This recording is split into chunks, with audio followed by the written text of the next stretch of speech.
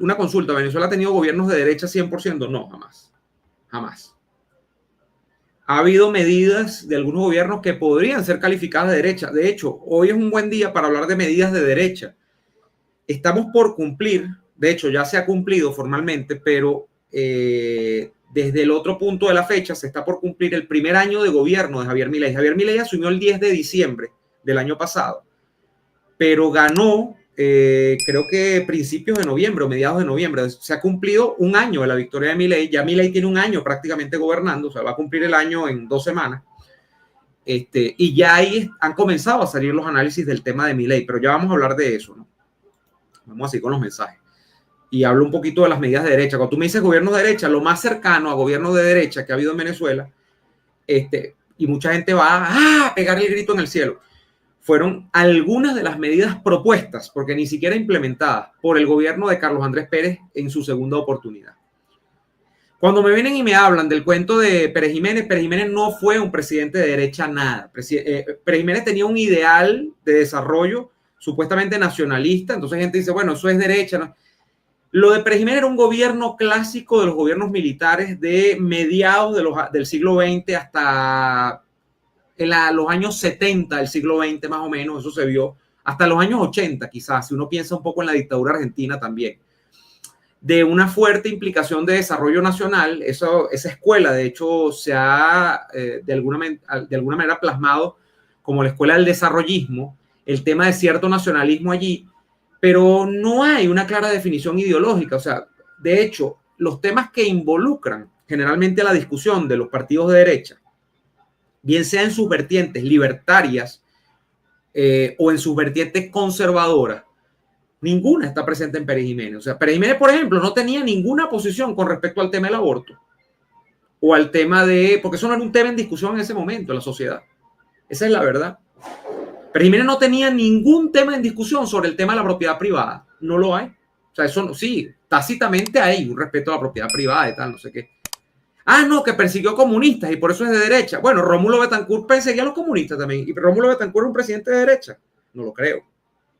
Por todo el respeto y todas las cosas que yo puedo tener por Rómulo, pero Rómulo Betancourt no es un exponente de la derecha criolla, como no lo es Pérez Jiménez.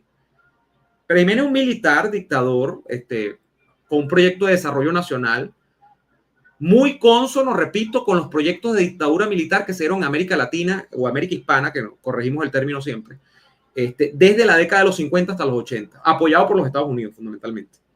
Estos son proyectos en muchos casos abiertamente apoyados por los Estados Unidos y en otros casos proyectos que si no eran apoyados abiertamente, por lo menos no eran saboteados por los Estados Unidos porque eran proyectos anticomunistas. El de Pérez Jiménez es uno de ellos. Pero que nadie se llame engaño. Aquí hay estúpidos, aquí hay imbéciles, y los he leído esta semana otra vez, ¿no? Que es gentecita, que no la voy a nombrar, pero diciendo que Betancourt, que con Betancourt llegaron los comunistas al poder. Mis hijos queridos, ¿usted no ha leído historia? ¿Usted no han visto cuánto plomo le echó Betancourt a los comunistas en este país? Que Rómulo Betancourt haya sido en sus orígenes un tipo atormentado por las ideas de izquierda, sí. Ahora, el Rómulo Betancourt que gobierna a partir del año 58 es un Rómulo Betancourt absolutamente anticomunista. O sea, quien diga lo contrario es un imbécil, pero de capirote. O sea, ahí no hay otra. Lean historia, los libros no muerden. Y ojo, yo no soy ningún sabiondo en historia, pero uno algo ha leído, ¿no? Y uno algo ha visto, pero es que no hay que leer demasiado, eso es obvio. Si no, vamos a un razonamiento más básico. ¿Por qué demonios, si Betancourt era comunista, le montaron un proceso de guerrilla comunista que duró no bien entregada a la presidencia de Raúl Leoni? O sea, prácticamente Leoni y Caldera terminan solidificando la paz con los grupos guerrilleros que se pacificaron, pero hubo unos que todavía se quedaron. Todos ellos, la mayoría de inspiración marxista-leninista, algunos trotskistas, pero todos de izquierda, todos comunistas realmente, todos comunistas.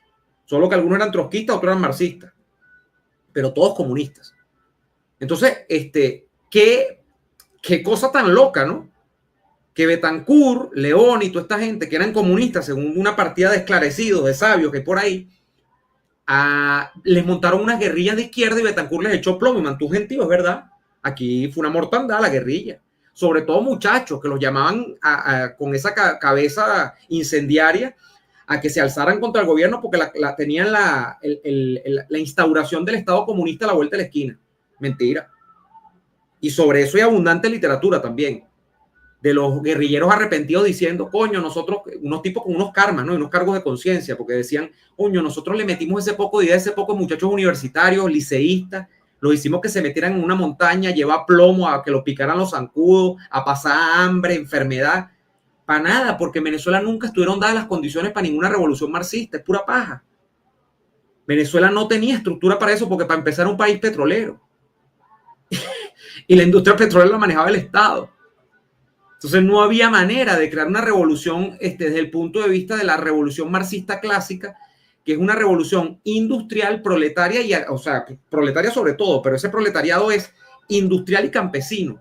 En Venezuela no hay campo trabajado como para crear una revolución campesina. En Venezuela no hay una industria desarrollada al punto de crear una revolución de trabajadores industriales, no la hay. El sector más poderoso de la industria venezolana era el sector petrolero, esa es la verdad. Y eso se dan cuenta algunos comunistas, a mí se me dan los nombres ahorita. Yo no sé si Teodoro fue uno, con todo digamos, los bemoles que yo tengo con Teodoro Pekov, todas las cosas que yo tengo sobre Teodoro. Obviamente, a mí yo no comulgo con nadie de esa gente, con ninguno. Pero hay varios de ellos que dijeron eso. Coño, nosotros hicimos esto y lo que hicimos fue desgraciarle la vida a una partida de muchachos que estaban estudiando, que pues tenían posibilidades incluso de ser grandes profesionales, que tenían posibilidades de que desde el punto de vista electoral, que en aquel momento si competías, sí podías acceder al poder, bueno, tratar de procurar el poder por otras formas, pues gradualmente, a través de los votos, tal. Bueno, y luego la izquierda lo intentó, le fue muy mal también, realmente. Venezuela, su modo de hacerlo hizo a partir de Deico Pey, es la verdad.